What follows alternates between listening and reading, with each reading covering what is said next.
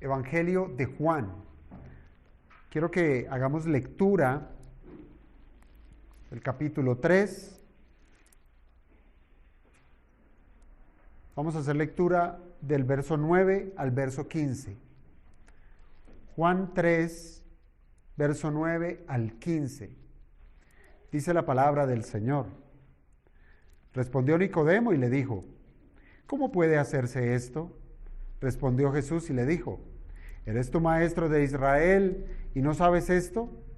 De cierto te digo, que lo que sabemos hablamos, y lo que hemos visto testificamos, y no recibís nuestro testimonio. Si os he dicho cosas terrenales y no creéis, ¿cómo creeréis si os dijere las celestiales? Nadie subió al cielo, sino el que descendió del cielo, el Hijo del Hombre que está en el cielo. Y como Moisés levantó la serpiente en el desierto, así es necesario que el Hijo del Hombre sea levantado, para que todo aquel que en él cree no se pierda, mas tenga vida eterna. Padre, te damos gracias, Señor, por este tiempo que nos has regalado. Te rogamos, Señor, que hables a nuestro corazón, que prepares, Señor, nuestros espíritus para recibir tu palabra en esta mañana, y que tengamos, Señor, la posibilidad, por medio del poder de tu Santo Espíritu, a ser movidos a parecernos más a tu Hijo Jesucristo, y que las consideraciones, Señor, de esta mañana realmente sean de peso para nosotros, que la veamos con responsabilidad y que con urgencia, Señor, estemos en la disposición de obedecerla. Te lo pedimos, Padre de la Gloria, orando en el nombre de tu Hijo Jesucristo. Amén. Muy bien, hermanos, podemos tomar asiento.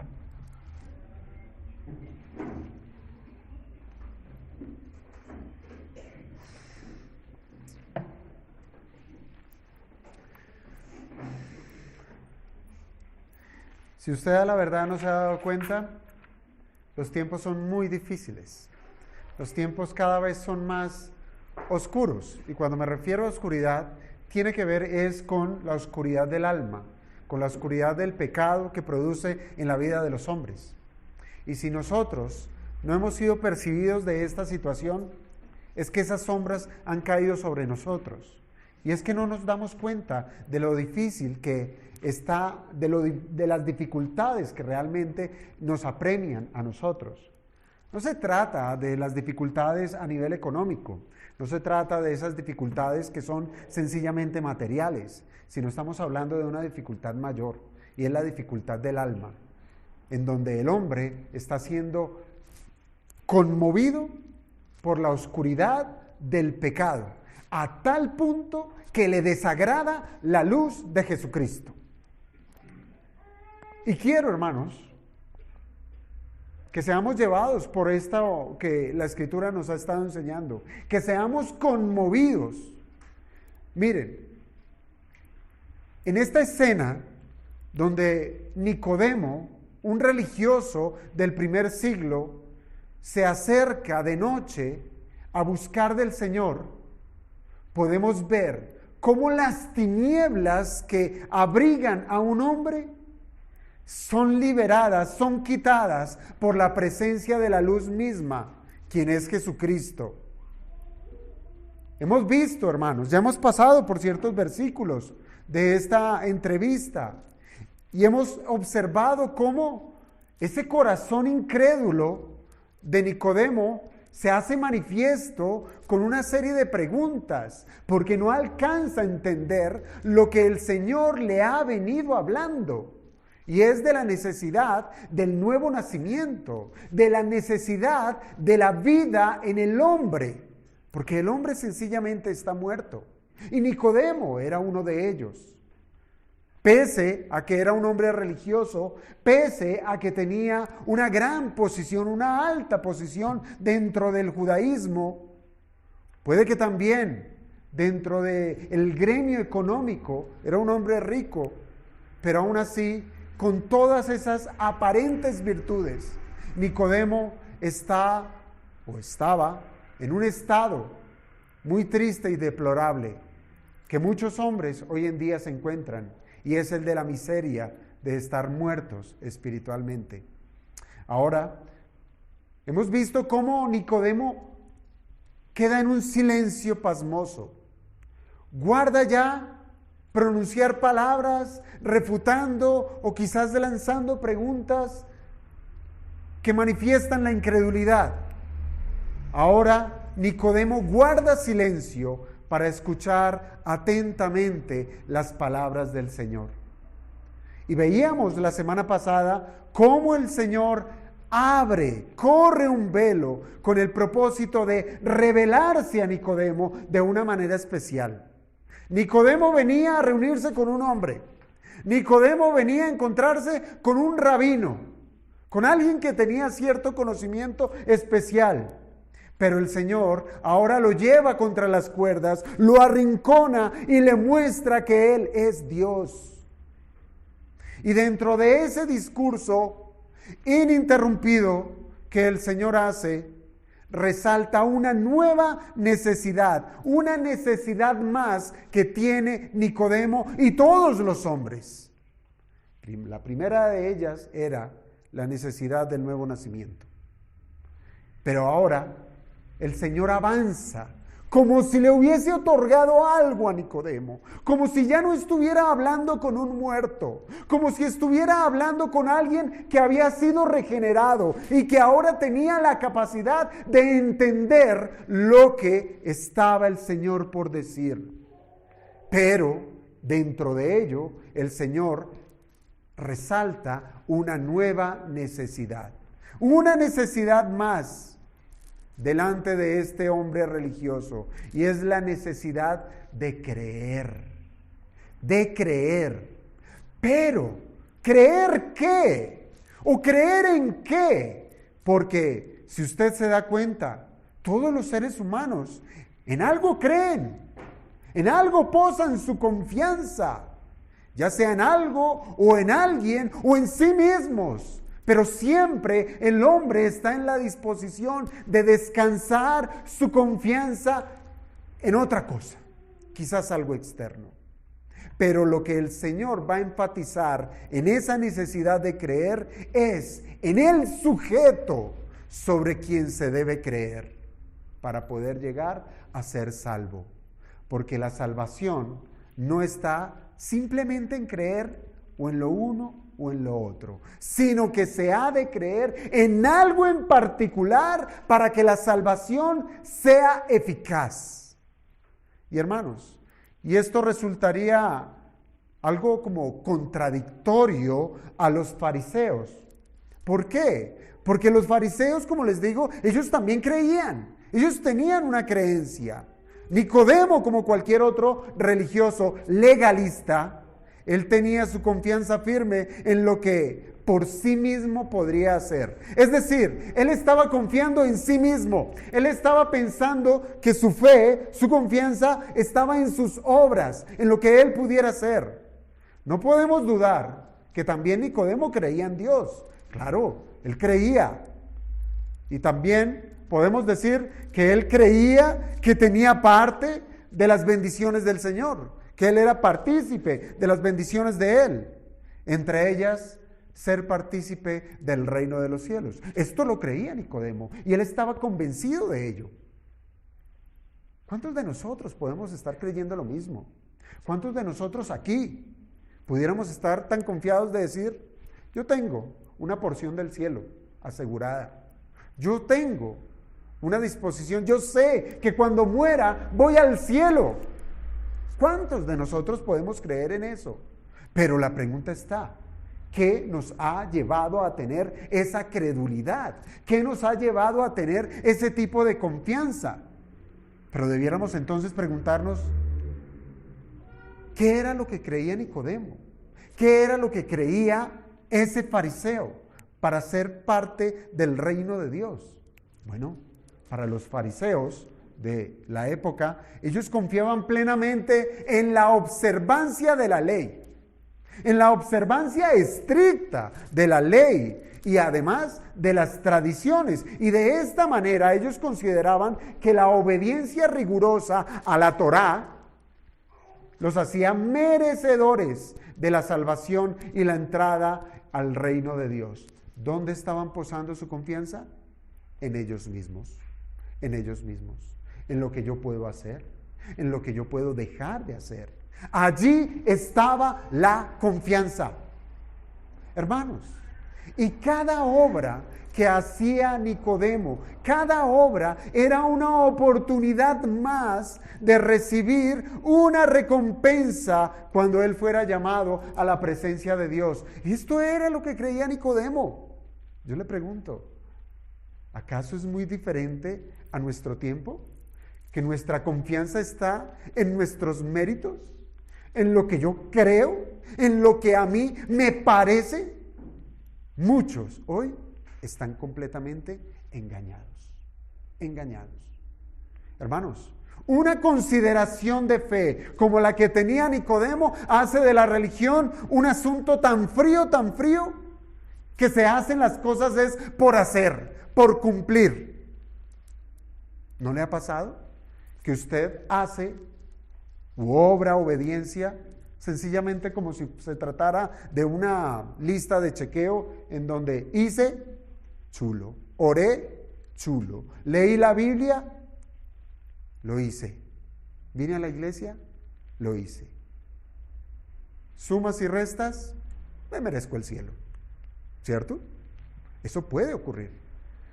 ¿Cuántos hoy en día, hermanos, cuántos hablan de Dios con tanta propiedad como si estuvieran completamente seguros que tienen un lugar reservado en su reino? Y reducen la salvación de sus almas a costumbres o a buenos hábitos que ellos mismos han concebido como si se tratara eso de la puerta que les va a permitir entrar en el reino de Dios. ¿No es así? Así es la religión hoy en día, fría, calculada, de sumas y restas. Pero si la confianza, hermanos, si la confianza de los hombres está en cualquier cosa que no sea en la persona de Jesucristo, téngalo presente que esto es así. Esa fe es completamente falsa. Completamente falsa. Por más obediencia que pudiera usted rendir, si es que lo que puede hacer es conforme a la voluntad de Dios, hermanos, esto le resultará en un camino completamente distinto al de la salvación. Usted estará lidiando, estará caminando por una brecha, por un camino, pero no es el de la salvación. Y yo pregunto, ¿podrá una persona en esa condición ser salva? ¿Podrá encontrar al final del camino la puerta al reino de los cielos? ¿Cómo podrá Nicodemo volver su mirada a Cristo y creer en Él, siendo que ha sido adiestrado en confiar en su propio esfuerzo?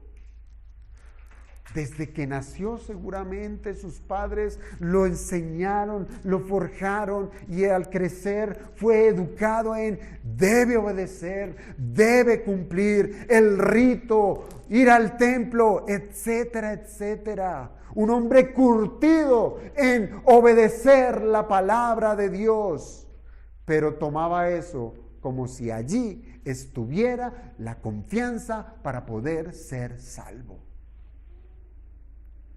Lo más natural es que este hombre tuviera un conocimiento en las Escrituras, pero un conocimiento que no le era suficiente. Él sabía la Biblia, bueno, lo que en ese momento había parte. La conocía en cierto aspecto, pero no sabía cómo aplicarla a su vida. No sabía en qué confiar verdaderamente. Así es que tanto Nicodemo como muchos hombres necesitan un conocimiento especial. ¿Especial en qué? En el Señor Jesucristo. En el Señor Jesucristo. Mire, Juan, desde el comienzo del Evangelio, él declaró que Jesús es el Verbo de Dios, quien está en perfecta comunión con el Padre.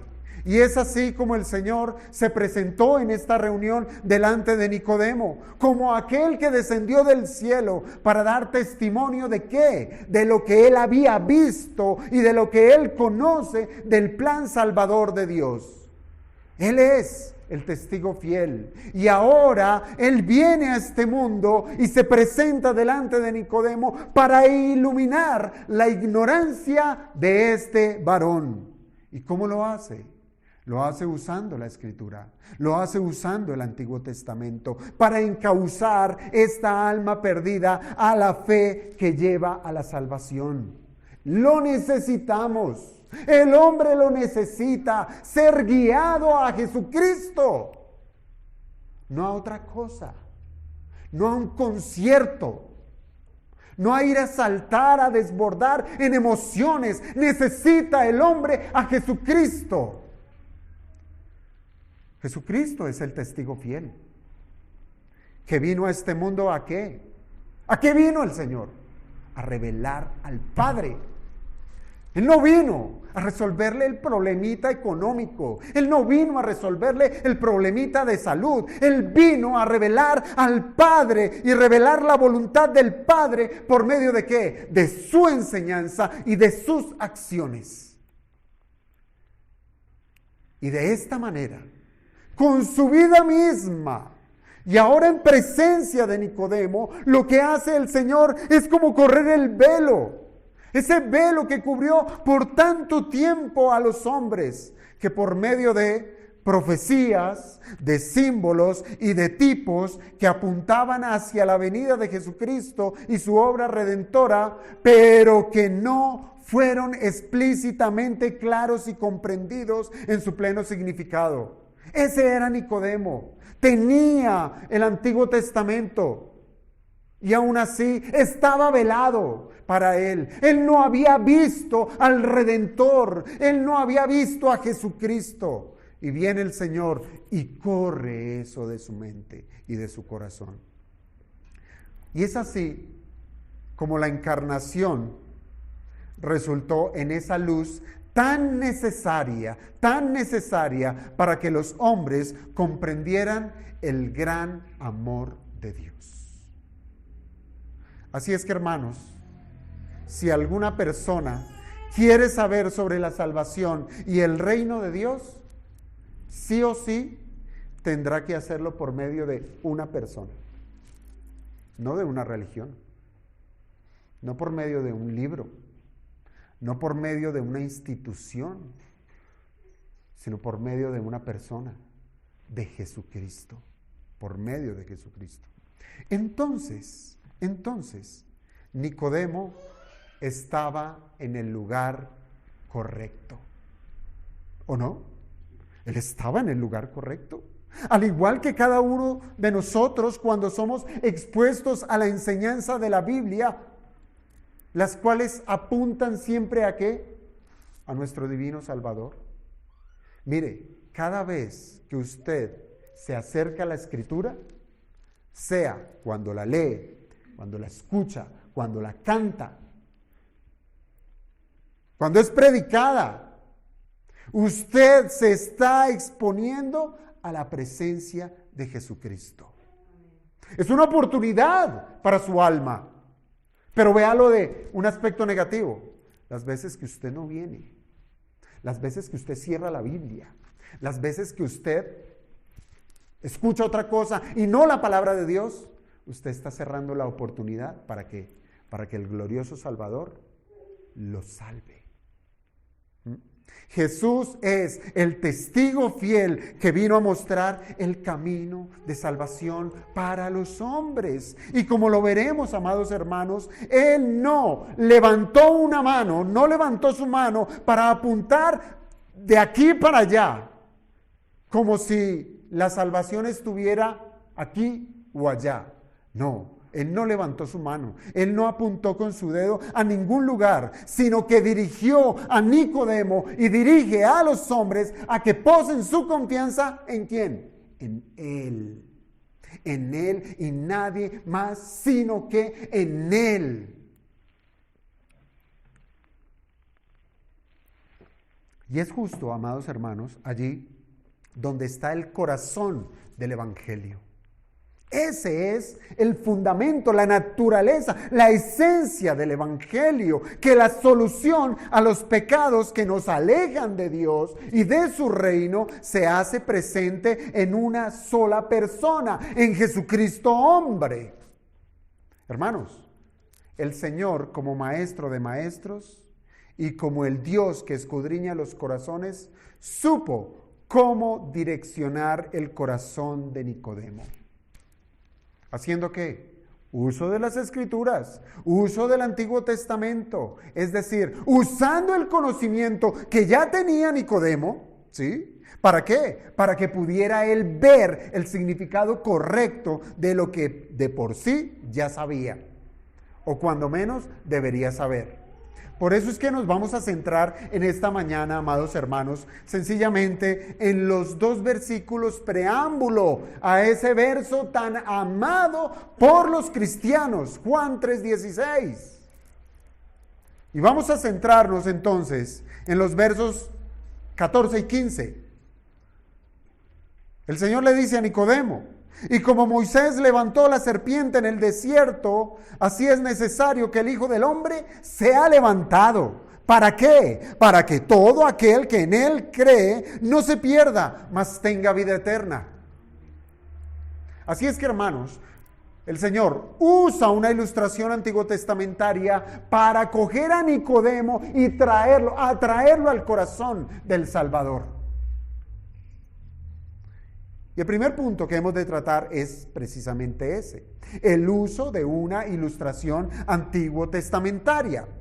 Precisamente, hermanos, el Señor lleva a Nicodemo a un asunto que seguramente le era familiar.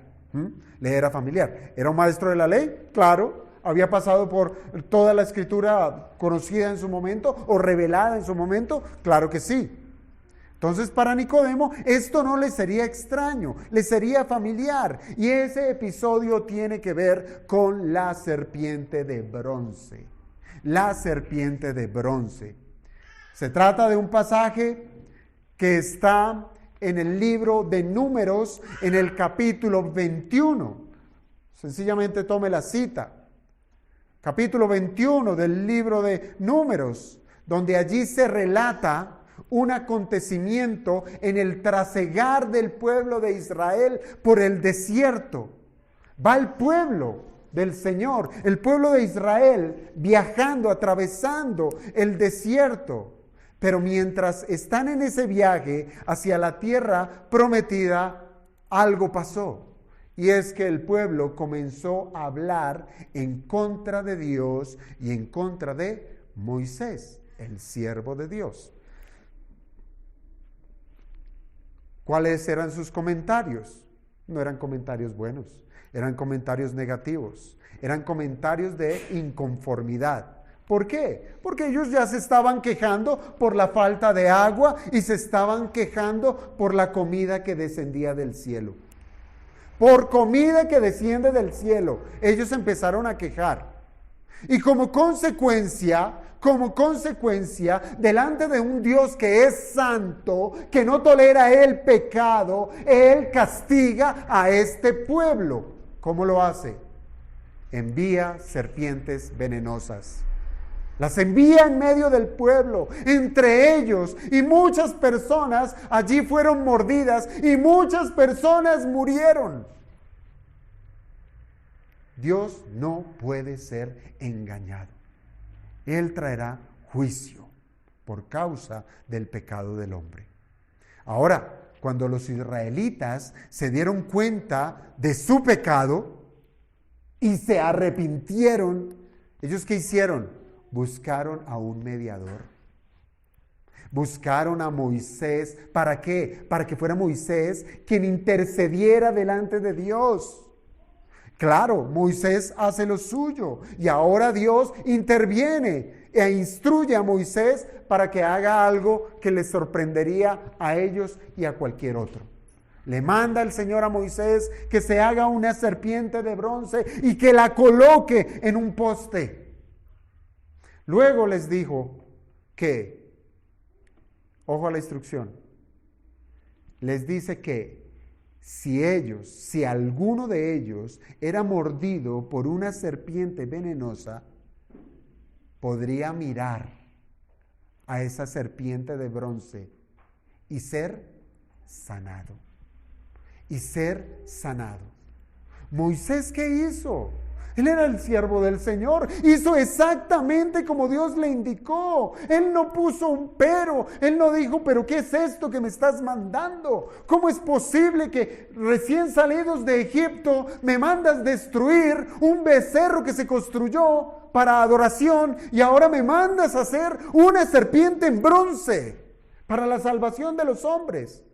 Nada de esto lo dijo Moisés. Él confió perfectamente en las indicaciones que le dio el Señor. Hizo la serpiente de bronce, la colocó en un poste y la levantó.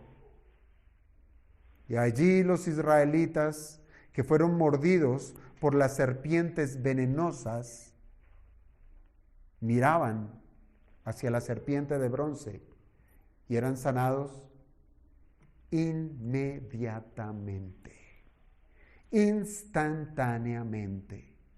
Hermanos, este evento del Antiguo Testamento fue una manera como Dios manifestó su misericordia con aquellos que habían pecado contra Él y contra su siervo Moisés. Es más, cuando ustedes lean esa porción de Números, se van a dar cuenta que al hacer la lectura, el pueblo pecó contra el siervo de Dios y por ende pecó contra Dios. Murmuraron contra Moisés y el resultado era pecar también contra Dios. Y aquí tenemos entonces, hermanos, que en esta intervención divina de parte del Señor para con este pueblo pecador, merecedor de la muerte, tenemos unas características muy particulares. ¿Cuáles? 1, el pueblo pecó contra Dios. Es un pueblo pecador. ¿De qué manera pecó? Murmuración. Murmuración. ¿Qué es la murmuración? Es ese secreteo. Es que ¿por qué? Y es que no me parece. Y es que esto. Y es que lo uno. Y es que lo otro. Hablaron negativamente de Dios. Se quejaron. Fueron desagradecidos contra Dios y contra su siervo. No querían más alimento que bajaba del cielo. Mire, ninguno de ustedes, ni yo, hemos comido maná. No hemos comido nada que descienda del cielo. Sí. Físicamente no. Pero sí comemos alimento del cielo. ¿Y cuántas veces nos hemos quejado? ¿Otra vez? ¿Otra vez iglesia? ¿Otra vez el predicador? ¿Otra vez lo mismo? ¿El mismo regaño? ¿La misma exhortación? ¿El mismo evangelio? ¿El mismo Cristo? ¿Otra vez lo mismo? ¿El mismo tinto? ¿Otra vez? ¿Otra vez? El pueblo pecó contra Dios. Segundo lugar, cuando hay pecado, hay consecuencia. Hay consecuencia. La consecuencia no es una bobadita, un resfriado. No, la consecuencia es la muerte. Así lo declaró el Señor, que la paga del pecado sea la muerte. No hay otro pago por el pecado, porque así de grave es la consideración del pecado delante de Dios. Merece la muerte. Y este es el acto que la justicia de Dios requiere sobre el pecado de los hombres. Le pregunto yo a usted, ¿es pecador? Merece la muerte. Merece la muerte. En tercer lugar, este pasaje nos muestra que el hombre no tiene la cura para curarse a sí mismo. Estos hombres no tenían cura. Estos hombres estaban expuestos, era a morir. mordidos inmediatamente por una serpiente venenosa, no había otra manera sino esperar la muerte por consecuencia de su pecado. Por eso piden a Moisés que interceda por ellos. Esto es magnífico. Hay quienes han pensado que la serpiente de bronce es un tipo de Cristo. Pero el tipo de Cristo es Moisés, el intercesor. Lo que se enseña en este texto es la fe en Dios. Es la fe en Dios. Muy bien, el hombre no tiene capacidad, no tiene manera de curarse a sí mismo. En cuarto lugar, la salvación de la muerte solamente es posible, ¿cómo? Por la intervención de Dios. No es por la intervención de Moisés, no es la serpiente, no es la voluntad del hombre, es Dios, es la voluntad de Dios. Y en quinto lugar, Dios requiere que los hombres crean. ¿Crean en qué? ¿En esa serpiente? ¿Crean en esa estatua prácticamente?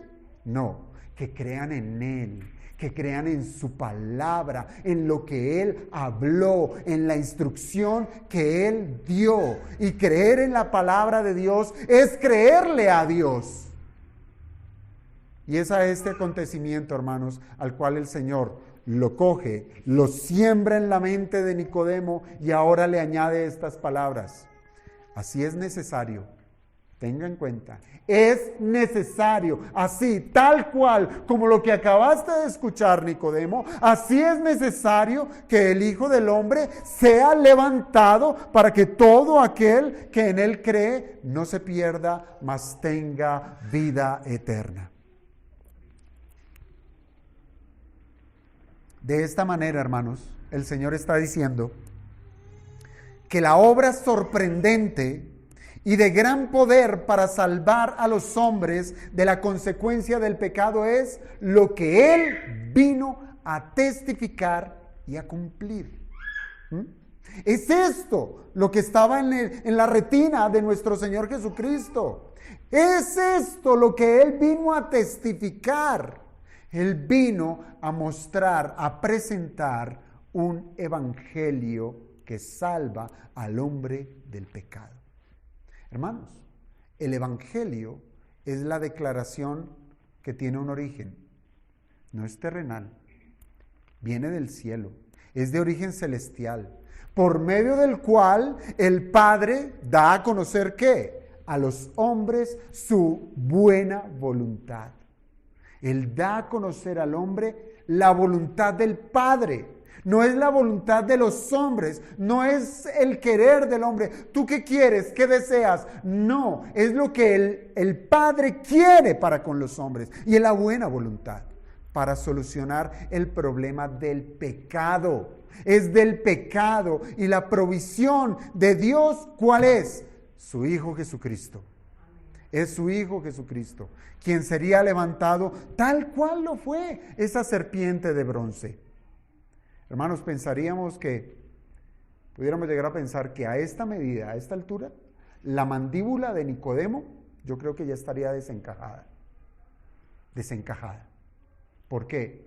Al escuchar que a quien tenía al frente sería levantado de la misma manera que lo fue la serpiente de bronce. Ya el Señor se había abierto delante de Nicodemo y le había dicho que Él era el Hijo del Hombre, que había descendido del cielo y que está en el cielo. Y ahora le dice, así es necesario que el Hijo del Hombre sea levantado. Seguramente Nicodemo jamás pensó en la cruz romana. No sabía comprender cómo es posible que ahora entiendo lo de la serpiente de bronce, entiendo que fue levantada en un asta, pero ahora tú que seas levantado en un asta, no lo entiendo. Seguramente no pasó por su mente la cruz. Nosotros sí lo entendemos, pues tenemos la revelación completa. Y sabemos que efectivamente nuestro Señor Jesucristo fue levantado en esa cruz. ¿Para qué?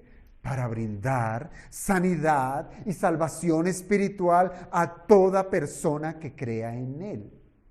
Entonces, esas palabras del Señor al decir, así es necesario que el Hijo del Hombre sea levantado, piénselo de esta manera, es como esa primer pincelada de lo que será el cuadro majestuoso del Evangelio. El Señor le dice, mira, Nicodemo, lo que vine a hacer. ¡Suá! Su primer trazo del Evangelio. El Hijo del Hombre será levantado. Y tienes que creer en Él. Aunque el Señor estaba, obviamente, anticipando su muerte, el objetivo era que Nicodemo entendiera que para ser salvo es necesario creer en el Hijo del Hombre. Eso es. Es necesario creer en el Hijo del Hombre para ser salvo. Hermanos, la fe es uno de esos elementos que hallamos en el episodio del Antiguo Testamento. Allí lo encontramos. Aunque con la gran diferencia de que los israelitas debían confiar en la instrucción de Dios, mas no, óigame bien, debían confiar en la instrucción de Dios, mas no en la misma serpiente de bronce.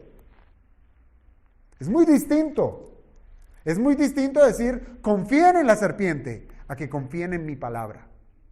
¿Cuál fue la instrucción? El que mire la serpiente será salvo. ¿En dónde se debe posar la confianza? ¿Dónde la debieron poner? ¿En la serpiente o en la palabra de Dios? En la palabra del Señor. Pero en el evento del Nuevo Testamento, en el caso del Señor, el Señor está diciendo que la fe es un asunto que se debe poner, sí, en aquel que es colgado en ese madero, en aquel que será levantado. Cristo mismo es el objeto de la fe. Es el objeto de la fe. Y por ende es el objeto donde yace la salvación. Jesucristo. No son las obras. No es su obediencia. La serpiente de bronce, ¿qué pasó con ella? ¿Sí saben qué pasó con la serpiente de bronce? Tuvo que ser destruida. Tuvo que ser destruida, y esto fue en tiempos del rey Ezequías, que en un contexto de reforma religiosa, él lo hizo para poner fin precisamente a su adoración. Estaban adorando a ese elemento. La destruyó para poner fin a su adoración, y seguramente la intención de Ezequías era de asegurarse de que no se convirtiera en un objeto de idolatría para el pueblo de Israel. Porque la confianza no está en eso. La fe no se posa en una cosa, no. Mientras que en Cristo, el Hijo del Hombre, Él sí es el objeto ordenado por Dios para ser adorado. Él sí lo es. Piensa en esos israelitas que para ellos les fue indispensable seguir al pie de la letra las instrucciones que les dio Dios. La orden era sumamente clara. Ellos debían mirar la serpiente. A ellos no se les mandó ir a tocarla. Ellos no tenían que arrodillarse. Ellos tampoco tenían que traerle algún tipo de ofrenda, ni mucho menos era de rendirles culto según cada quien le pareciera.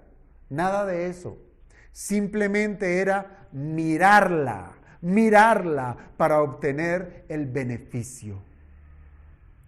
La sanidad no se transmitía por el acto físico de mirar. El beneficio se obtenía por la promesa que venía detrás de obrar, de obedecer la palabra del Señor, de creer en la palabra del Señor. Porque ¿qué gesto tiene o qué acción o qué esfuerzo tiene en mirar algo? ¿Se le puede contar por una obra para el hombre? Que el Señor le diga, mire a la serpiente. Ay, Señor, yo miré, fui yo el que me merezco la salvación. Gracias, Señor, porque fui yo el que miré. No. Recaía era en reconocer que el Señor, que Dios, es poderoso para salvar. Entonces tenga en cuenta, hermano, tenga en cuenta que la acción de mirar no es considerada como una obra, pero sí es producida por la confianza en la instrucción de Dios. Eso es la fe. Eso es fe. Es confiar en lo que Dios dice. Ahora piense usted, ¿cómo uno va a creer en algo que no conoce? ¿Cómo uno va a confiar en algo que uno no ha sido expuesto? No es confiar en lo que a mí me parece que es correcto, sino en lo que a Dios ha dicho que es correcto. Volvamos a Nicodemo. Nicodemo, a esta altura, él estaba siendo reformado. Él estaba siendo reformado, pues él debía dejar de confiar en sus obras y en lugar de eso, confiar en Jesucristo. Y si el Señor dijo que era necesario que el Hijo del Hombre fuera levantado, entonces ¿qué debía hacer Nicodemo? Sencillamente debía creerlo, aunque quizás en su momento no lo entendiera, pero tenía que creerlo. Yo pregunto, ¿acaso cuando nosotros creímos en Jesucristo, entendimos plenamente la salvación? Completamente, perfectamente todo lo que el Señor iba a hacer. No. Entendimos lo necesario. Entendimos lo necesario. ¿Qué? Que éramos pecadores y que necesitábamos el perdón de Dios y que para ser salvos debíamos creer en Jesucristo. Esto mismo le ocurrió al pueblo de Israel. ¿Sí? Ellos deberían reconocer su pecado, ellos deberían buscar el perdón de Dios, ellos deberían confiar en la instrucción de Dios.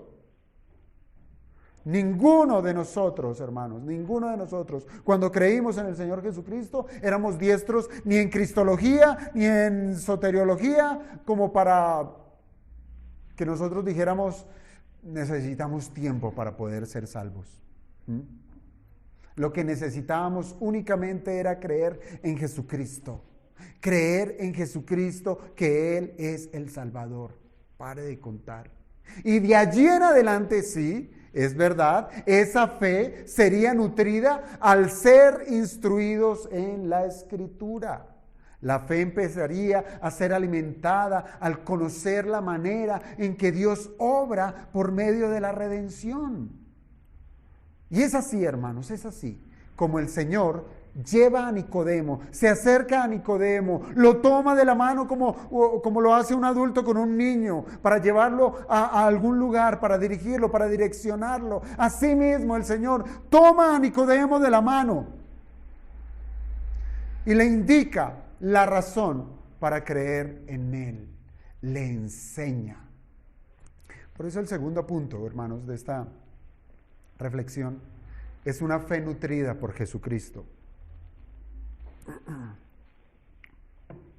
Una fe nutrida por Jesucristo. Miren, si ustedes han sido cuidadosos, son 2 las veces que el Señor dice, para que todo aquel que en Él cree no se pierda, mas tenga vida eterna. ¿Dónde está la otra vez? Una está aquí, en el versículo 15. En el verso 16. En ese verso tan conocido y tan amado. Ahora recuerde usted, hermanos, que una repetición en el contexto de que se escribió la Biblia tiene la implicación de demostrar que es algo sumamente importante. Son 2 veces que el Señor dice, para que todo aquel que en Él cree no se pierda, mas tenga vida eterna. ¿Lo entendiste, Nicodemo? Si no lo entendiste, te lo repito, para que todo aquel que en Él cree no se pierda, mas tenga vida eterna.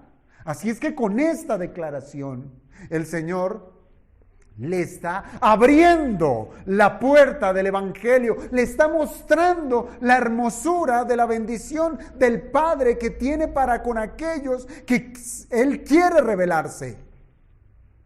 Con esta declaración también el Señor se está desligando de la ilustración del Antiguo Testamento y también se está desligando de las ambiciones propias de una religión por obras. Los israelitas, ellos querían ser salvados de la muerte física, ¿verdad? Esa era la muerte a la cual estaban huyendo. No queremos morir, la muerte física. ¿Y los fariseos qué querían? Ellos querían ser populares, ellos querían ser enaltecidos sobre los hombres por sus actos de piedad. Pero lo que ahora hace el Señor es ayudarle a entender a Nicodemo que hay una necesidad mayor que la muerte física. Hay una necesidad mayor que esa. Los seres humanos tienen una necesidad mayor que esa. ¿Y cuál es? La de su alma. La perdición de sus almas, la muerte espiritual. Eso sí es verdaderamente importante. Y 2 razones esgrime el Señor para confiar en Él, para creer en Él. Porque es necesario creer en Él. Y Él da 2 razones. Y pudiéramos decir que esas 2 razones son contrapuestas. Una está cara a cara de la otra, pero son contradictorias, se oponen. ¿Cuáles son? La perdición y la vida eterna. La perdición y la vida eterna. Para que todo aquel que en Él cree no se pierda, no, mas sí tenga vida eterna. 2 razones. ¿Qué es eso de perdición? Bueno, perdición, sencillamente la palabra lo dice, es la condición de estar perdido. ¿Sí o no? Es estar perdido. Y eso es lo que está diciendo el Señor, que el que crea en Jesucristo no se perderá, no se perderá.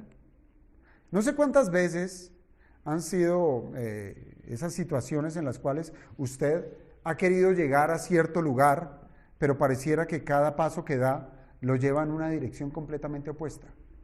¿No le ha pasado? Sí, les pasa, ¿sí? Así usan Waze. Se pierden. Además, súmele a eso, que no solamente está perdido, sino que por los caminos que ahora transita, por esos caminos que está tomando, se hacen más oscuros y se hacen más inseguros.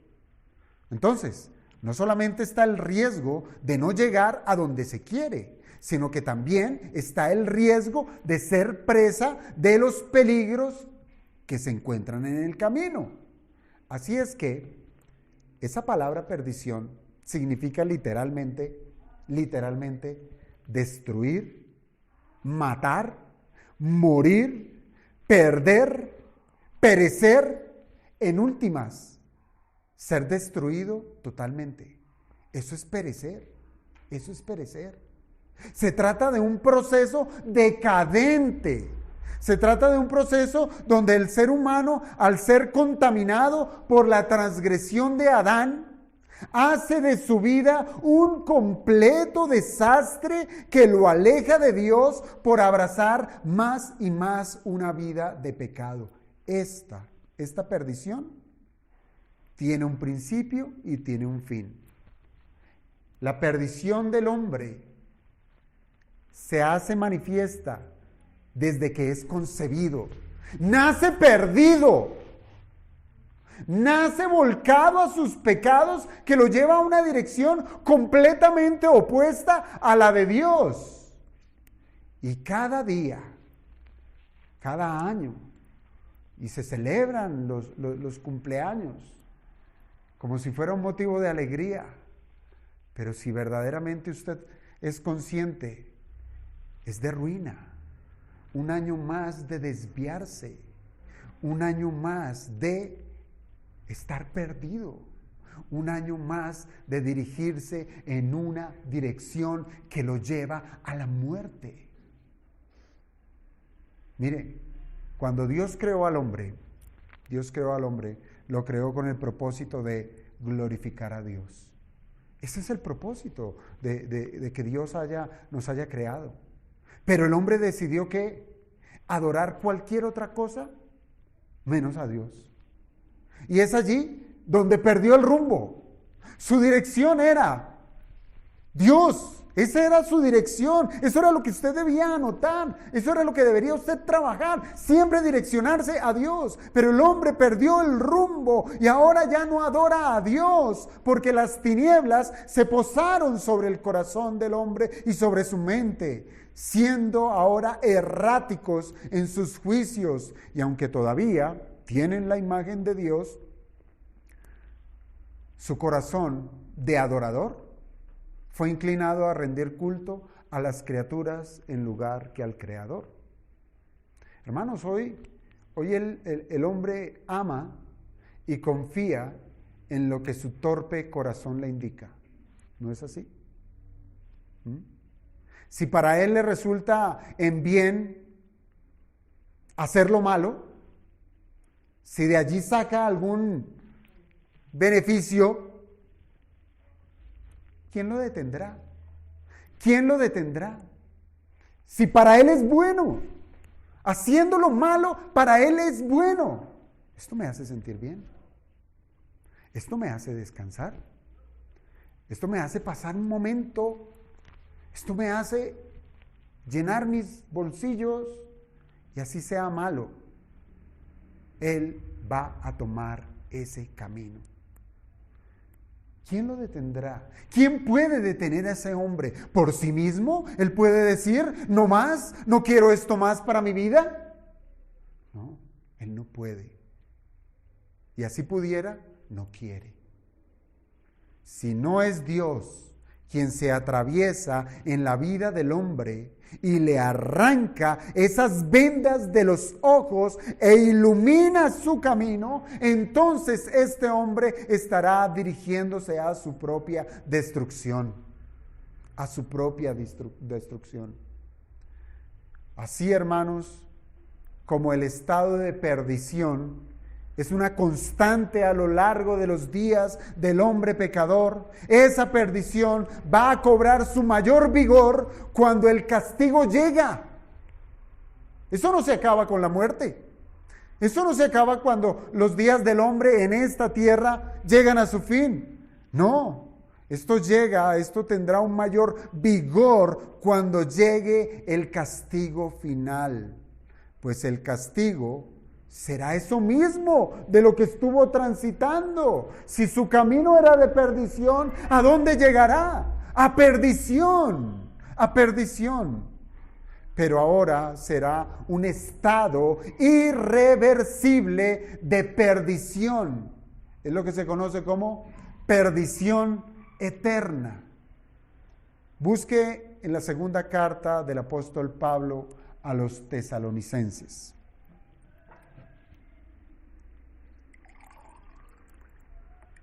Segunda carta del apóstol Pablo a los tesalonicenses, capítulo 1, versículo 9.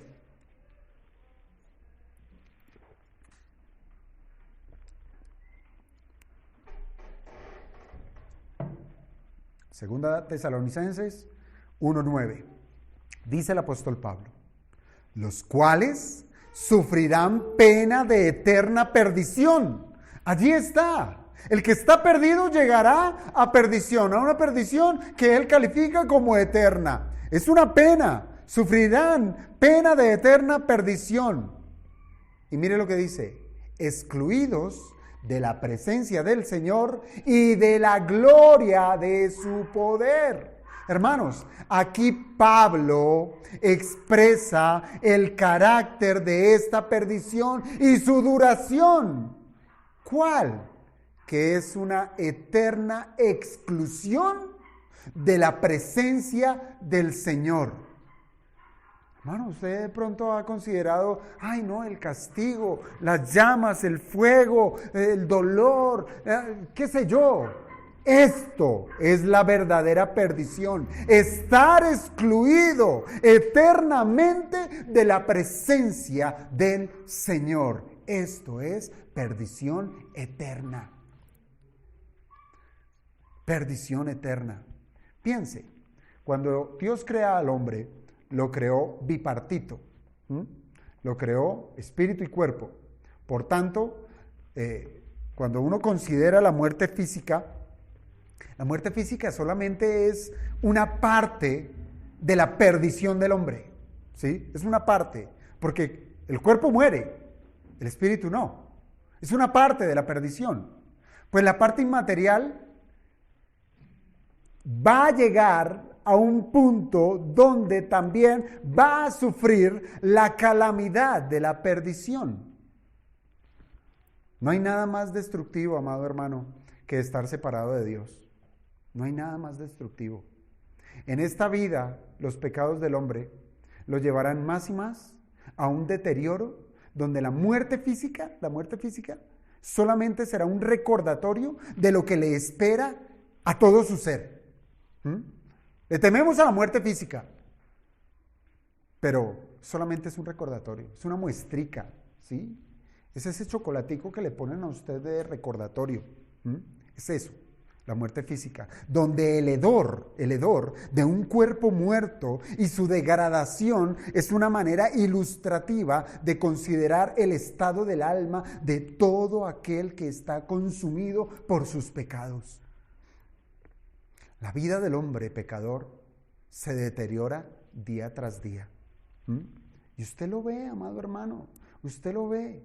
Los que caminaron alguna vez al lado suyo y ya no están, comenzaron por una espiral descendente, hasta llegar a una corrupción en donde fueron entregados al fulgor de sus pecados. Deterioro diario, con la acumulación de pecado, que eso llegará a un clímax cuando parta de este mundo y sea arrojado en aquel lugar donde, según la expresión de nuestro Señor Jesucristo, será el lloro y el crujir de dientes. Donde la gracia de Dios será un lugar donde la gracia de Dios no le alcanzará ni en el más mínimo fulgor de su poder. No hay bondad allí. El Señor no expresará su gracia. Allí no está el beneficio del Señor. Mas por el contrario, cuando el hombre confía en Jesucristo como su Salvador, ya no estará esta porción. ¿Cuál? La de perderse, sino que habrá otra condición. No ocurrirá que en su estado de perdición se mantenga, que esa constante corrupción sea prolongada, sino que al mirar a Jesucristo como su Salvador, allí puede abrazar la esperanza que hay en una persona, quien le puede otorgar la sanidad a esa persona que languidece por sus pecados. Y esa acción que produce el Señor es lo que se llama vida eterna. Vida eterna. Hermanos, la vida eterna es lo que está en contraposición a la muerte eterna. Y para los que aún no saben el concepto de muerte, la muerte no se trata de un acto de aniquilación, de dejar de existir, ¿no? La muerte es un estado de separación. En la muerte física, el alma se separa del cuerpo. En la muerte espiritual, es la separación del hombre y Dios por causa del pecado. Y la muerte eterna es el estado perpetuado del hombre pecador, estando separado de la gloria de Dios por toda la eternidad. Hermanos, no hay mayor castigo para el hombre que estar en un lugar donde el Señor no se hace manifiesto en ninguna de sus formas de benignidad. Terrible. Y si lo han entendido muy bien, ese estado de muerte eterna es la misma corrupción de la que el apóstol Pablo habló a los tesalonicenses. Es estar excluidos de la presencia de Dios y de la gloria de su poder. Eso es muerte eterna. Eso es corrupción eterna. Entonces, piensa en esto. ¿Qué es lo opuesto a esta condición? ¿A cuál? A la que nos dice Pablo. Excluido de la presencia del Señor y de la gloria de su poder. Esto es muerte eterna, corrupción eterna. ¿Qué es lo opuesto a esta situación? Pues hermanos, es estar en la presencia de Dios. Es estar disfrutando de su gloria y de su poder. Eso es vida eterna. Eso es vida eterna. Hermanos, y no hay mayor definición que la que dio nuestro Señor Jesucristo en la oración sumo sacerdotal, que vamos a pasar en su momento por ella, en el Evangelio de Juan, capítulo 17, versículo 3. Él dijo, y esta es la vida eterna, que te conozcan a ti, el único Dios verdadero, y a Jesucristo a quien has enviado. Esto es vida eterna. Hermanos, esa palabra que encontramos aquí en Juan 17:3, conocer, que dice, esta es la vida eterna, que te conozcan a ti y que conozcan a tu Hijo. Esa palabra conocer no es simplemente un saber intelectual, ¿sí? Como cuando uno conoce las matemáticas o conoce otra ciencia. No se trata de un saber intelectual. Pues como ven, Nicodemo era un intelectual, ¿cierto? Él era un intelectual de las cosas de Dios y aún así no era parte del reino de Dios. O sea, no significa que usted tenga Biblia en la cabeza que lo hace ser salvo. No significa eso. No significa usted memorizar toda la Biblia, saberla de pe a pa. No. Conocer a Dios va más allá de un simple acto mental, de un simple acto intelectual. Se trata es de una relación que es tan cercana, una relación tan cercana que el hombre es completamente permeado por todo lo que Dios significa. Pregunto, ¿quién está más en lo cierto en estas dos posibilidades?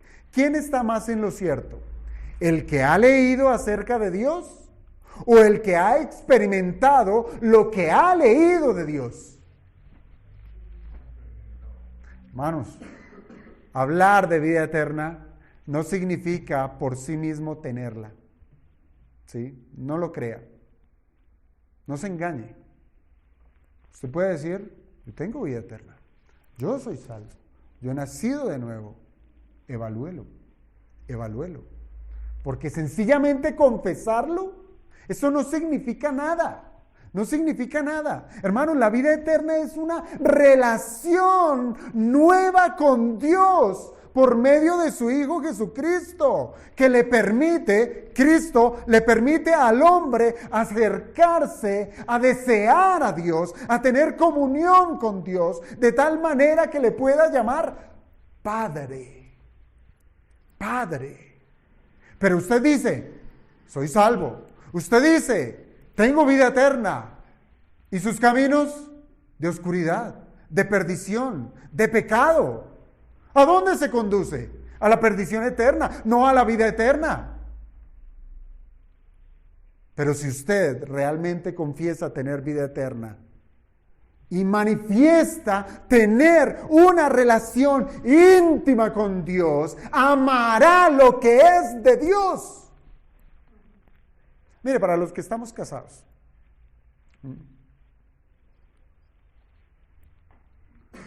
el amor que se tiene el uno con el otro solamente se da, es precisamente en la consideración de una relación íntima.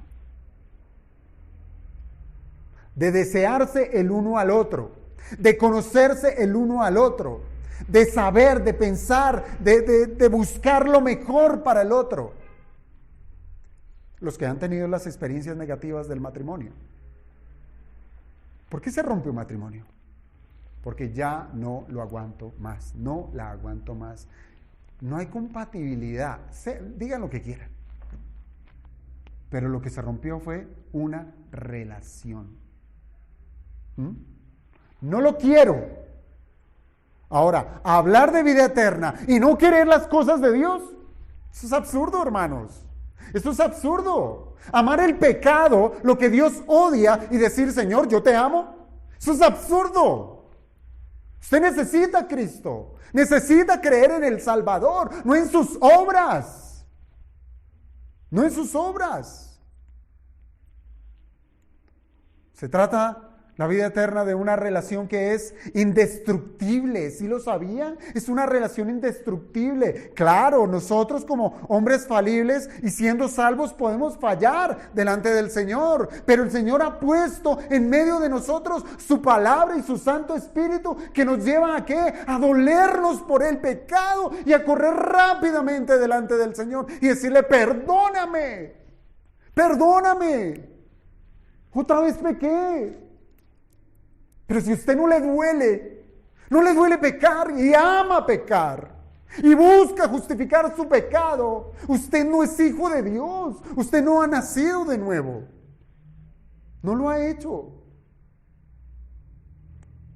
La vida eterna es una relación indestructible con Dios por medio de Jesucristo. Por tanto, solamente los que gozan, mire esa palabra, gozan de esa relación, es porque se les ha permitido ser parte del reino de los cielos, porque se gozan en Dios, se gozan de su palabra, se deleitan en ella, se deleitan de lo que Él manda. Para ellos, las puertas de los cielos les fueron abiertas para que tuvieran comunión con el gran Rey. Pero si usted considera que el reino de los cielos es que se abra una puerta para que usted sea feliz como una cabra loca, saltando de aquí para allá, eso no es vida eterna. Usted espera que las puertas del reino sean abiertas para usted correr inmediatamente y postrarse delante de su Salvador. Esto implica, hermanos, que el que estaba perdido fue hallado. Fue hallado. Que de sus caminos de pecado, de esos caminos tenebrosos y de oscuridad, fue iluminado de tal manera que ahora detesta caminar por esas veredas. Y ahora clama a Dios, rogándole que le direccione a encontrar el camino correcto. Y Dios le mostrará por su palabra que Jesucristo es el camino correcto, es el camino de su salvación. Y justo desde ese momento en el cual él creyó, el hombre ahora disfruta de una nueva relación con Dios. Por tanto, desde el momento en que cree el hombre, desde ese justo momento, tiene vida eterna. No la tendrá, la tiene, porque se trata de una relación nueva con Dios. ¿Qué podemos concluir, amados hermanos, de esto?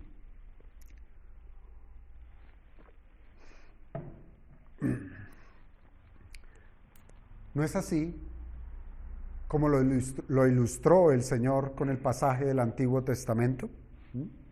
Todos nosotros, amados hermanos, o quizás algunos todavía lo son, como esos israelitas que pecaron contra Dios, estaban perdidos y su perdición los llevaría a la muerte segura. Pero si no hubiese sido por la intervención de Dios, si no hubiese sido porque Dios lo quiso, ninguno de ellos se hubiese salvado, ninguno. Pero Dios decidió voluntariamente, sin ningún tipo de coacción. Claro, usted dirá, pero es que Moisés intercedió. Pero el Señor es soberano y Él decide sí o no. No fue obligado. Él decidió intervenir. El hombre no merecía ser salvado, pero aún así, en la misericordia del Señor, les dio la oportunidad de ser librados de la muerte si confiaban en Él. Así de sencillo, confiar en Él. Así es que hasta este momento, hermanos, pudiera cada quien hacer su propia evaluación. Hacer su examen. Hágalo. Preguntándose conforme a lo que es hoy su vida. Puede que usted diga, bueno, yo soy bueno. Soy bueno. Yo no le hago mal a nadie. Pero yo le pregunto, mire a Nicodemo, ¿usted cree que él no era un hombre bueno? ¿No era bueno? ¿Usted cree que ese hombre era acusado por algún asesinato? ¿Usted cree que alguien podía acusarlo de algún crimen? No, era un hombre bueno. Nuevamente vuelva a hacerse una inspección en su vida y pregúntese si logra ver que su vida está en constante deterioro. ¿Eso es lo que usted está viendo de pronto? Usted ve que su vida, lo que ha llamado su vida espiritual, en lugar de crecer, va en decadencia. Véalo, evalúelo. ¿Tiene usted algo por lo cual deba arrepentirse? ¿Lo ha considerado? ¿O es tan bueno que no tiene absolutamente nada de qué arrepentirse? Hermanos, los israelitas, con todo y su pecado, ellos confesaron, hemos pecado por haber hablado contra Jehová y contra ti. Con todo y su pecado, lo confesaron. ¿Usted ha llegado a esa misma conclusión? ¿Que es pecador? ¿Que necesita el perdón de Dios? Pues entonces mire al crucificado para que en él encuentre el perdón de sus pecados. Hermanos, la escena del desierto es una pequeña maqueta de la realidad de la humanidad. Una maquetica, ¿sí? Es una maqueta, un ejemplo, una muestra de la realidad de la humanidad. Pues el pecado de los hombres efectivamente causó ¿qué? La muerte de todos ellos. Y de esta manera, hermanos, el israelita que creyó disfrutó de la bendición, del beneficio de ser perdonado, lo cual se manifestó en que Dios le salvaría de la muerte física, de la muerte física. Pero mirar a Cristo, amado hermano, mirar a Cristo trae un beneficio mayor. Un beneficio mayor. Su vida será librada de la muerte, no de la muerte física, pues todos pasaremos por esa puerta si es que el Señor no viene primero.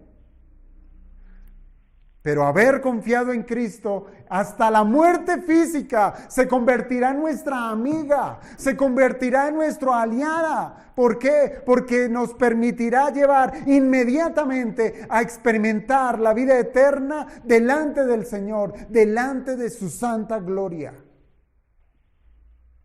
Así es que, amigo, el llamado es a que mire a Cristo. Mire a Cristo. Y crea en Él. El israelita tenía que mirar la serpiente y creer en Dios. Hoy, usted tiene que mirar a Cristo y creer en Él. Ver su obra y escuchar su palabra. ¿No sabe cómo hacerlo? Cada página de la Biblia tiene el aroma de Cristo. Cada una, toda la Biblia. Él allí se ha revelado. Él allí está y se deja conocer. Quizás en el Antiguo Testamento lo encuentre entre sombras. Quizás lo encuentre en medio de las profecías o en medio de símbolos o de tipos. Y aún así, esto no fue obstáculo para que los regenerados del Antiguo Testamento hallaran al Salvador y creyeran en Él. Un ejemplo, piense en Job. Job era un patriarca.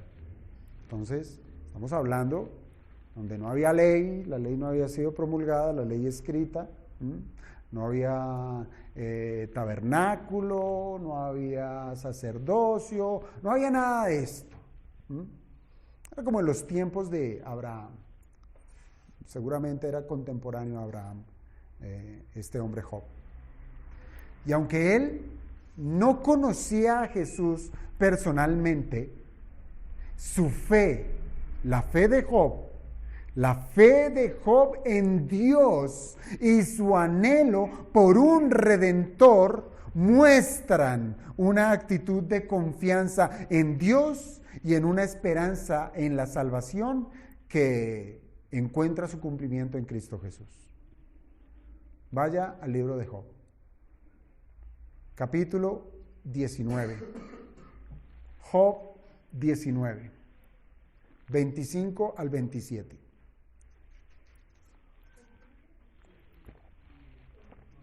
Job 19, 25 al 27. Dice la Escritura en este texto. Aquí Job, mire, hace una declaración de esperanza. Hace una declaración de fe.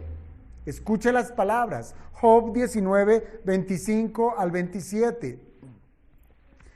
Yo sé, tiene conocimiento, que mi Redentor vive, no vivirá, vive, Redentor, alguien que le compraría, porque él se consideraba esclavo. Y al fin se levantará sobre el polvo, y después de deshecha esta mi piel, en mi carne he de ver a Dios, al cual veré por mí mismo, y mis ojos lo verán, y no otro, aunque mi corazón desfallece dentro de mí. Es una confesión de fe, una confesión donde él estaba creyendo en Jesucristo, estaba creyendo en el Redentor. Hermanos, tenemos más de lo que tuvo Job. Tenemos la Biblia, la Escritura, el Nuevo Testamento que nos ayuda a iluminar el Antiguo. Tenemos la disposición de ser encontrados cara a cara como lo hizo Nicodemo con el Señor. Para que usted cuando lea el texto, borre el nombre de Nicodemo y póngase usted. Vaya delante del Señor. Quizás usted lo hará igual, con ignorancia, y dirá, pero es imposible, no creo, ¿cómo puede ser? Y el Señor se encargará de lo que es imposible para usted, de transformar ese corazón necio, duro, de piedra. Entonces tenga en cuenta esos elementos. ¿Somos pecadores? Claro que sí. ¿Contra quién pecamos? Primeramente contra Dios y contra el prójimo, y en algunos casos contra nosotros mismos. ¿Hay consecuencia? Sí, hay una consecuencia. Es la muerte. Somos reos de muerte. Si usted ha visto cómo en esos países donde existe la pena de muerte, los llevan con su uniforme de preso, con sus cadenas, ¿a dónde? A la cámara de gas. Somos reos de muerte. Ahora, ¿usted se puede librar de esa consecuencia? Por sí mismo, usted puede quitarse esas cadenas y decir, no, voy a quitarme este uniforme de preso. No. El hombre por sí mismo no tiene la cura. Él no puede resolver la consecuencia de su pecado. Ahora, piense usted, el pecado del pueblo de Israel, en ese escenario, era la murmuración. Al día de hoy, el más pequeño, Angélica, ¿cuántos años tiene? 10 años que has acumulado pecado. Y haga el ejercicio con cada una de sus edades. Tantos años que hemos acumulado pecado. No es solo la murmuración. No es solo eso. Muchos más. Y no podemos lidiar con ello. Así es que hemos de considerar que la salvación de la muerte eterna solamente es posible por el actuar de Dios, por la intervención de Dios. Y lo hace de una manera tan fenomenal y sorprendente que no nos está demandando hacer ninguna obra. solamente creer en Cristo Jesús. Vamos a orar, hermanos.